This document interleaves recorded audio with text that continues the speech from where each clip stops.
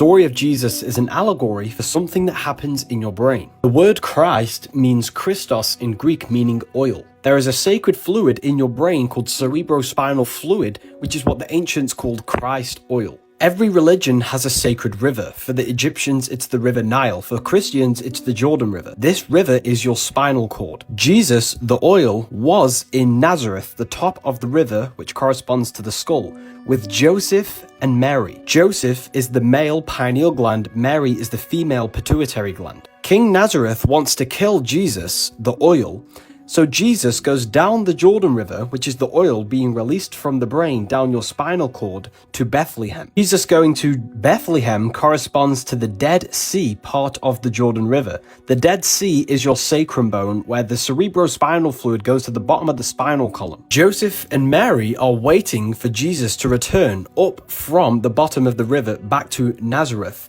Joseph corresponds to the pineal gland, the male, and Mary corresponds to the pituitary gland, female. When Jesus returns from Bethlehem to Nazareth, he gets crucified and killed at the age of 33 in a place called Golgotha. Golgotha translates to a place in the skull. The human spine has 33 vertebrae, so this process of Jesus is symbolic of the cerebrospinal fluid produced in the brain falling down the spinal column and being resurrected through a Kundalini awakening.